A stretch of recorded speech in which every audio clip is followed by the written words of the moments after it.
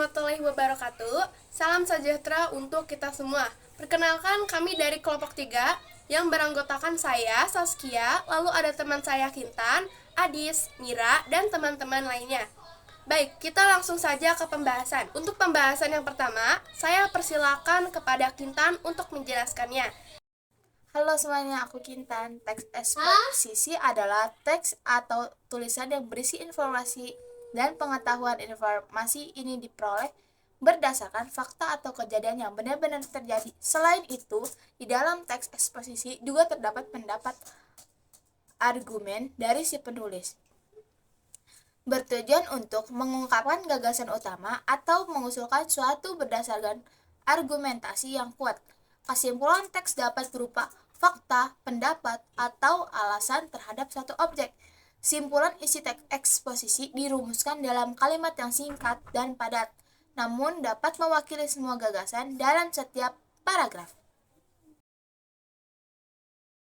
Gagasan umum disebut juga ide pokok, merupakan gagasan yang menjadi dasar pengembangan sebuah paragraf. Jenis-jenis paragraf berdasarkan letak gagasan umumnya. Keberadaan gagasan umum suatu paragraf itu bisa berbeda-beda. Menurut letak kalimat utama atau gagasan umumnya, paragraf terbagi menjadi 3 jenis, yaitu 1. Paragraf deduktif. Paragraf deduktif adalah paragraf yang ide pokok atau kalimat utamanya terletak di awal paragraf dan selanjutnya diikuti oleh kalimat-kalimat penjelas untuk mendukung kalimat utama. 2. Paragraf induktif. Paragraf induktif adalah paragraf yang diawali dengan kalimat yang berisi penjelasan-penjelasan, kemudian diakhiri dengan kalimat utama. Jadi, gagasan umum paragraf induktif terletak di akhir paragraf.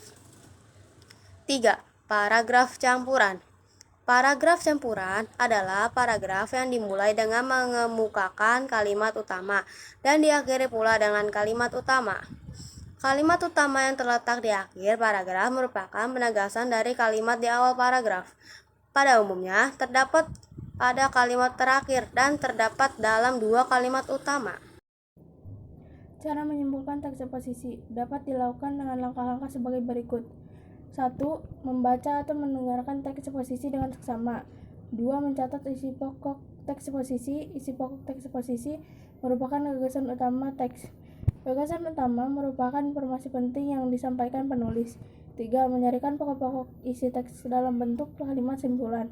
Setelah menentukan inti dari paragraf, susunlah kalimat dengan baik agar dapat menjadi sebuah kesimpulan yang benar.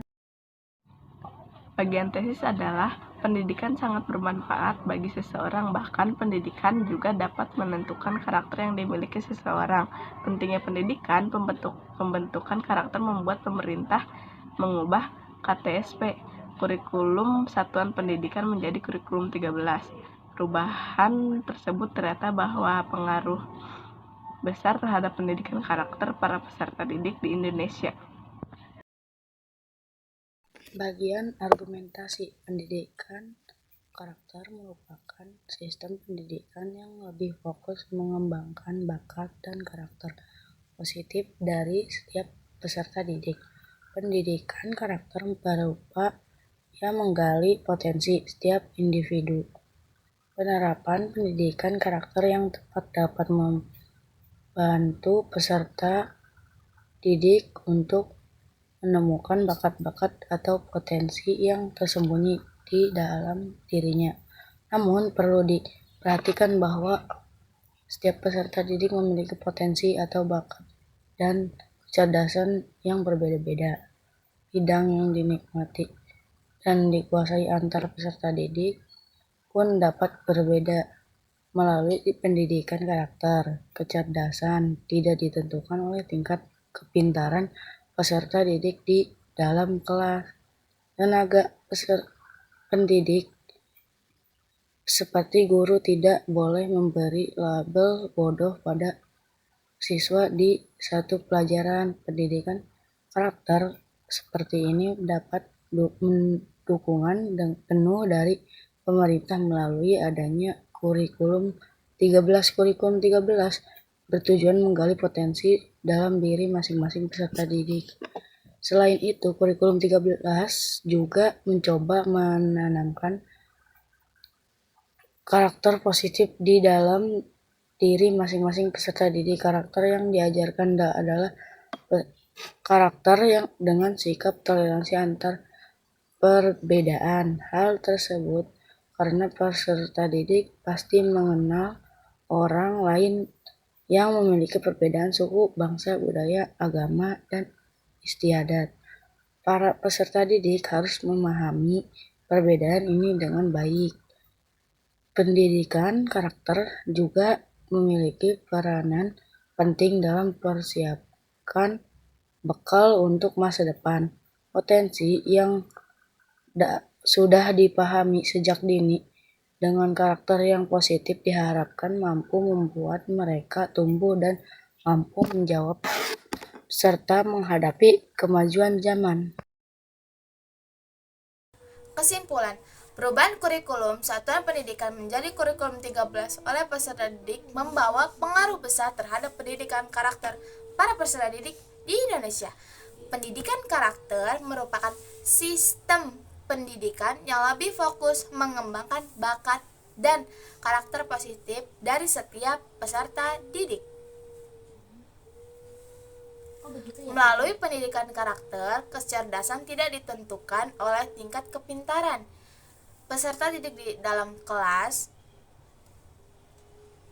Pendidikan karakter seperti ini mendapat dukungan penuh dari pemerintah melalui adanya kurikulum 13. Kurikulum 13 bertujuan menggali potensi dalam diri masing-masing peserta didik.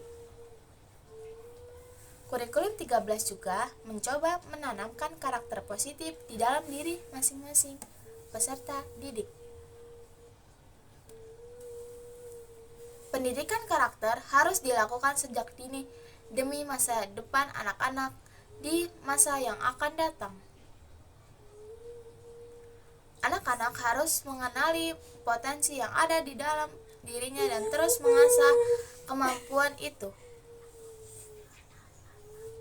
Selain itu, anak-anak juga harus dibekali dengan karakter yang positif, seperti menumbuhkan sikap toleransi dengan perbedaan yang ada di sekitarnya.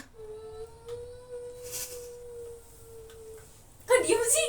Nah, harapannya yang ada di sekitarnya. Harapannya, pendidikan karakter dapat membantu anak-anak menjawab dan menghadapi tantangan atau kemajuan zaman yang semakin pesat.